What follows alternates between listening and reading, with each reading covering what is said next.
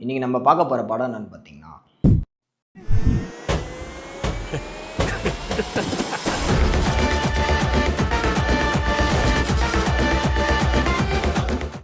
படத்தோட கதையே பணத்தை பதுக்கிறதாங்க.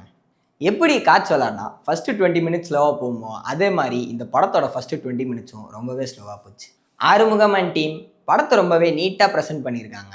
சூப்பராக இருந்தது. இது ஒரு ப்ரிடிக்டபிளான ஸ்டோரியாகவும் இருந்துச்சு. மக்கள் ஈஸியாக ப்ரிடிக்ட் பண்ணலாம் என்ன நடக்க போகுது அப்படிங்கிறது. படத்தில் ஸ்பெசிஃபிக்காக பேச வேண்டிய விஷயம்னு பார்த்தீங்கன்னா சினிமாட்டோகிராஃபி. அதுவும் அந்த 360 டிகிரி கேம்பிளிங் ஷாட் இருக்கே அதுவாக இருக்கட்டும், செகண்ட் ஹாஃபில் இருக்க பைக் சேஸ் சீனாக இருக்கட்டும், wow it's a piece of art. Cinematographer Karan P Rawat ரொம்பவே சூப்பராக பண்ணியிருந்தார். Well played bro, well plate.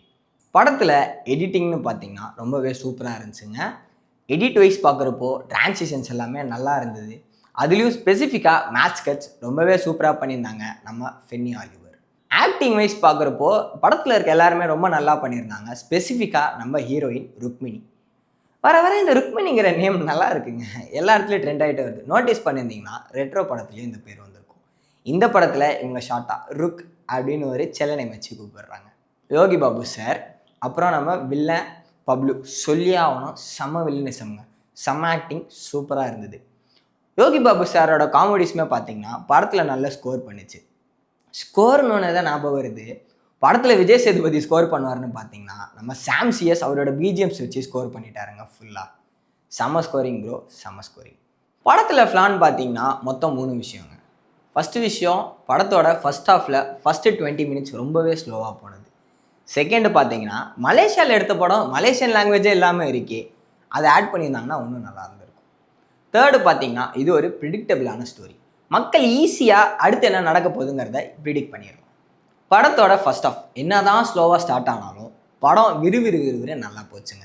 First ஹாஃபில் ஒரு ட்விஸ்ட்டு யார் வைப்பான்னு பார்த்தீங்கன்னா நம்ம ஹீரோ பேங்கை கொள்ளடிப்பார். அதே மாதிரி செகண்ட் ஹாஃப்லேயே ஒரு ட்விஸ்ட் இருக்குது. ஹீரோ வைப்பார்னு பார்த்தா அதான் இல்லை, ஹீரோயின் வச்சுருக்காங்க. அதை நான் சொல்ல விரும்பல, நீங்களே பார்த்து தெரிஞ்சுக்கோங்க. ரீசெண்ட் டேஸில் பார்த்தீங்கன்னா இந்த மாதிரி ஃபீல் குட் மூவிஸ் நல்லா வருது. டூரிஸ்ட் ஃபேமிலியாக இருக்கட்டும், மாமனாக இருக்கட்டும், அகெயின் இப்போ எஸ் காலிவுட் இண்டஸ்ட்ரி இந்த மாதிரி ஃபீல் குட் மூவிஸை மேலும் மேலும் எடுத்துகிட்டு வருவாங்கன்னு நான் நினைக்கிறேன். படத்தில் அந்த கேம்பிளிங் சீனுங்க சொல்லியே தீரணும். படத்தோட விறுவிறுப்பை கொடுத்ததே அந்த சீனு தான். அந்த சீனுக்கு அப்புறமா தான் தெரிய வந்தது ஹீரோவோட கேரக்டர் என்ன, அவர் என்ன பண்ண போகிறாரு அப்படிங்கிறது. படத்தில் பார்த்தீங்கன்னா லாஸ்ட்டாக ஒரு கேரக்டருங்க போல்ட்டு கண்ணன். யார் இந்த ஆள் அப்படின்னு பார்த்தா லாஸ்ட்டாக இந்த படம் ஒரு நல்ல கமர்ஷியல் ஃபிலிம். இந்த வீடியோ உங்களுக்கு பிடிச்சிருந்தா லைக் பண்ணுங்கள், ஷேர் பண்ணுங்கள், கிளிப்ஸ் மீடியாவை மறக்காமல் சப்ஸ்கிரைப் பண்ணுங்கள்.